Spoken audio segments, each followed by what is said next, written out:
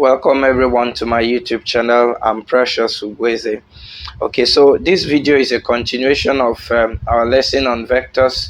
Remember, we've introduced what vectors are, the definition, and then we saw the types of vectors. You may like to also see that video if you have not. Okay, so now we want to talk about position vectors, and position vectors are also types of vectors. Okay, now if we are given assuming that we are given a plane, the xy plane for instance, and is in this way, don't mind my drawing, okay. And now we have an arbitrary point on the xy plane.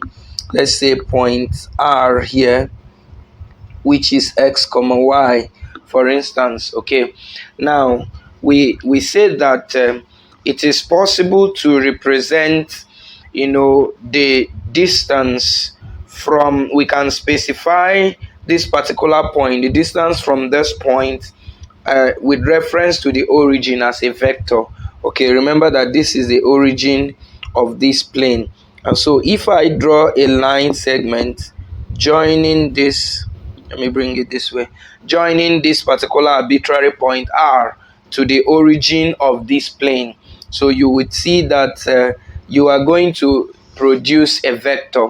Okay, and so we said that that vector you have produced, the vector OR, is actually called the position vector of R with respect or reference to the origin O.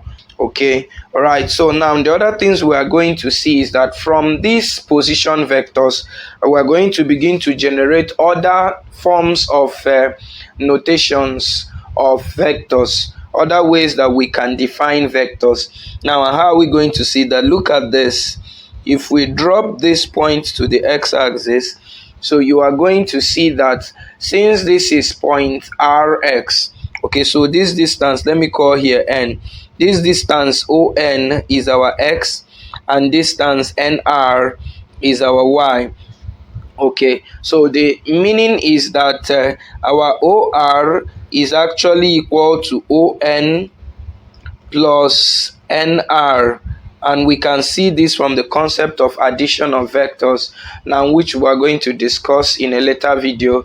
Now from here, now we can see that but our ON is equal to xi, and the question is why. Now recall that we said in that previous video that if you have a unit vector, that it is a vector with magnitude 1. Now, but if you have a vector that is not a unit vector, it is possible to find a unit vector in the same direction of that vector. And so if I have a vector x now, and so I can find a unit vector in the direction of x, and that unit vector, we said, is simply written as this, which is equal to vector x all over the magnitude of vector x. Now, bringing that into this shape, you can see that this x here stands for the magnitude of the vector ON. And so that is to say that, and we can see that ON is actually on the x-axis, and the unit vector along x-axis is our I. And so that means that the unit vector I is equal to the magnitude of this vector, which is x, equal to the vector itself, not the magnitude, is equal to the vector itself, and the vector itself is ON all over the magnitude, which is this distance x. Okay, and so from here, that will give you that ON is equal to what? Xi. That's actually how we got that. And then if you do the same for y, you are going to get that this is going to be plus yj, because the unit vector along the y-axis is our j. Okay, and so that's how we have that. From here you can see that our, this is, what a mistake. Okay, this is our ON, and then our nr is what is equal to yj. I'm sorry about that. Okay, and so if we have gotten those two, so the implication is that our r, which is this or, is equal to xi plus yj. Okay, so that's very important to note. Okay, and that's going to help us define vectors in component form, which we are driving at. Now we can see that this is applicable, for vectors, and we can extend it to vectors of 3 dimension. And so if I have this as my, say, z, and then remember that this is k, that's the unit vector, this is j, and this is I, the unit vector on all of this. Okay, and so now what is this telling us? This is telling us that we can actually form vector here. Okay, so let's assume I have a point, p in this case, and there is, a line from the starting point here, that's the origin O, to that point P. Remember that this point P is going to be 3-dimensional, that is x, y, and z. And you can see where your x is coming from, which is if you drop this down here, sorry, this is supposed to go straight. Okay, so if we drop this to this point, we are going to have something of this nature, and then of course something coming from here.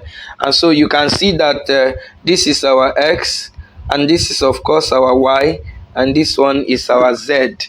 Okay, and so from this shape now, so you can see that the vector OP is also going to give us the resultant of assuming here is let's take that here is M, and let's take that here is N, and let's call here O, something is O there, let's call here Q.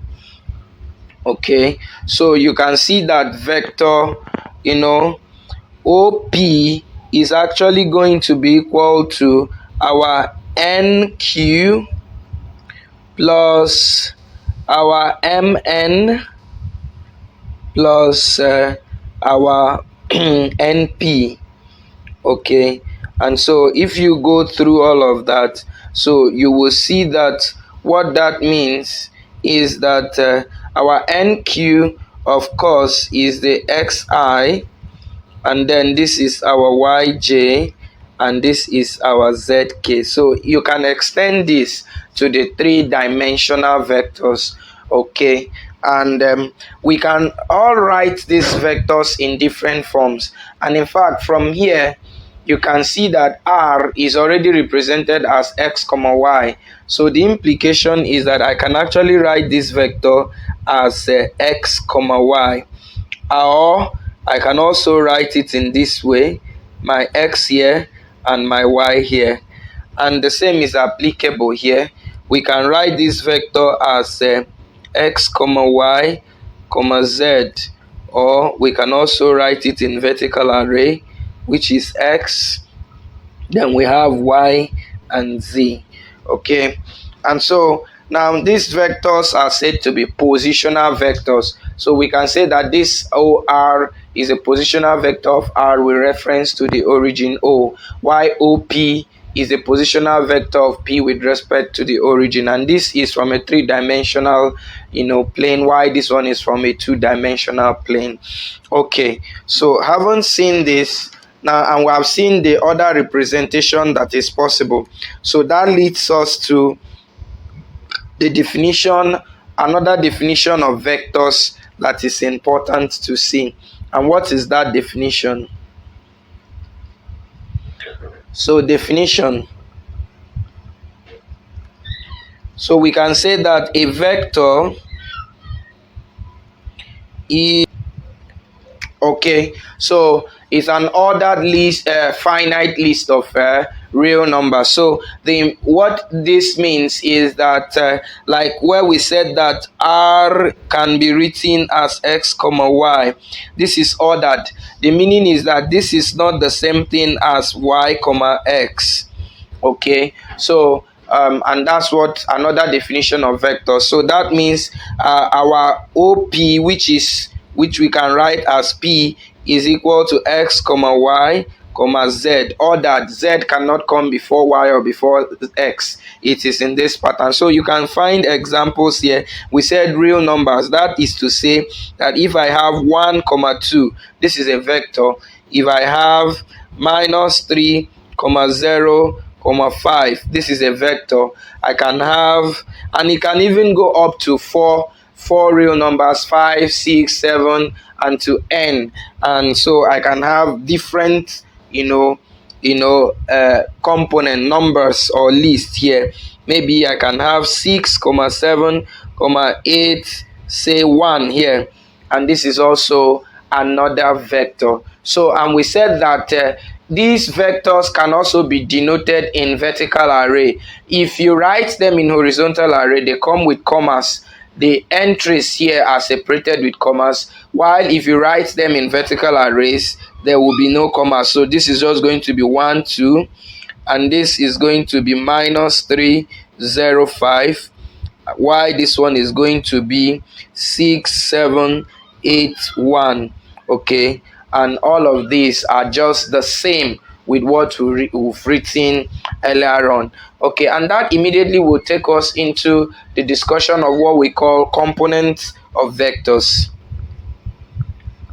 So this is now discussion of vectors in component form. So what is the component of a vector? The component of any vector refers to the number of elements, the different elements contained in that vector, the different elements or entries in that vector. Okay, so for example, the x and y in your R, in vector R, are the components. Okay, another name for component is entries or elements. Entries or elements. Okay, so now the entries in vector R that we saw here is x and y.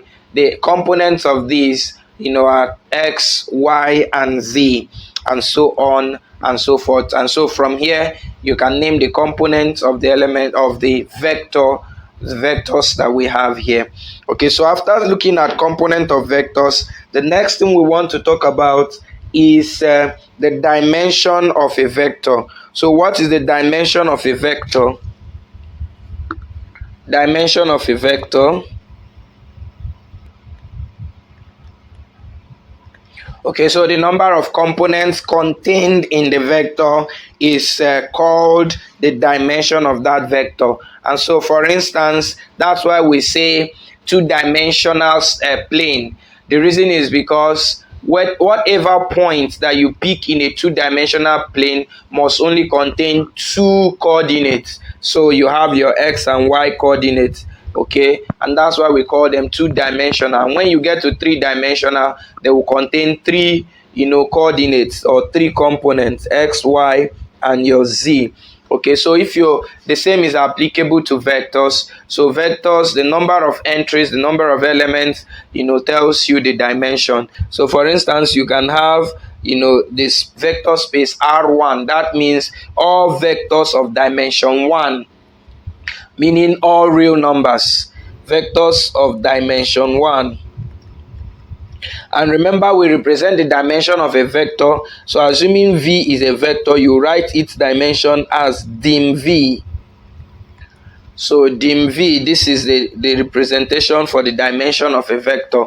Okay, so we say that R1 stands for vector space, that the space of all vectors with dimension 1. And so we talk of R2, dimension 2 vectors. dimension 2 vectors, vectors with 2 dimension. You talk of R3 dimension 3 vectors, vectors with 3 dimensions, and so on and so forth. And so from here, if you keep going, you will discover that you will get to a point where we talk about what we call the Rn. So you talk about what we call the Rn. So these are the n tuples. That means all vectors with n dimension. You also call them the n tuples. N tuples, vectors of n dimension. That means they contain, n elements. So if you assuming V is a member of Rn, the implication is that V is going to contain elements V1, V2, V3 down up to Vn. Please note that if you have a vector, for example, what I just said now, if you have a vector V, the components are represented with V with subscripts. Okay, so if you have a vector V, the components, assuming it is a 2-dimensional vector, so you're just going to have V1 and V2. Okay, so no matter what they are here, so your V1 is the first element, the V2 is the second element, and so on and so forth. So now that I said up to Vn, that means you have up to n elements in that vector. So if I have vector U that is from a 3-dimensional vector, the meaning of 3-dimensional space, the meaning is that you have U1, U2 up to U3. Okay, and that is that very important. Okay, so we can give examples of all that we have been saying. For instance, here now, this is a 2-dimensional vector, this is a 3-dimensional vector, this is a 4-dimensional vector, because there are 2 elements here, 3 elements here, and 4 elements. And in this case, assuming this is my U, so the meaning here is that this is U1 and this is U2. So assuming this is vector V, it means that this is my V1, this is V2, and this is V3. So assuming this is vector, let's say W, so this is W1, this is W2, this is W3, and this is W4. Okay, so the elements are listed with the same name of the vector and subscripts, and the subscript describes the position of that element in that particular vector.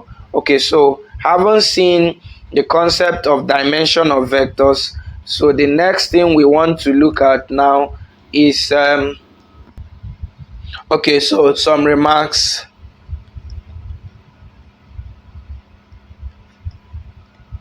Okay, 1.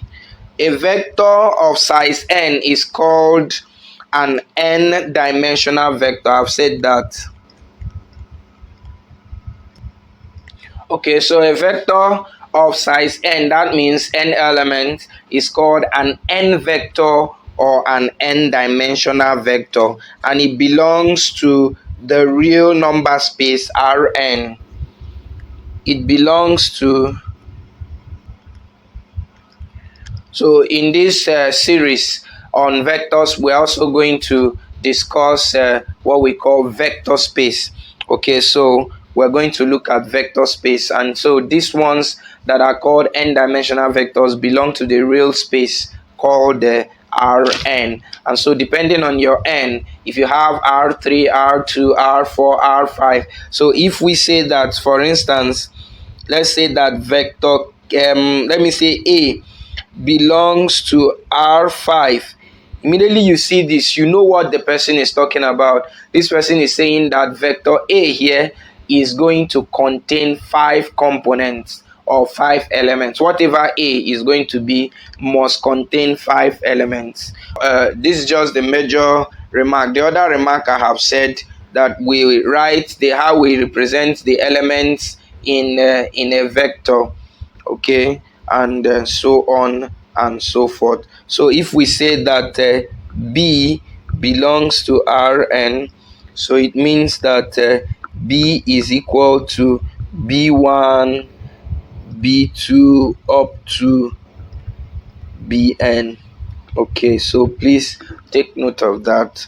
And then we also said that the real number space is actually a space of vectors, and those vectors, that is R1, is the same thing as just the real number space. That means every real number is actually a vector, and they belong to one dimensional vector space. Okay, and that's where we're going to end it, in this video. And in this series on vectors, we are going to continue our next video on magnitude of vectors. Okay, so kindly subscribe to our YouTube channel, like, comment, and share our YouTube videos, and we'll see you in our next class. Bye.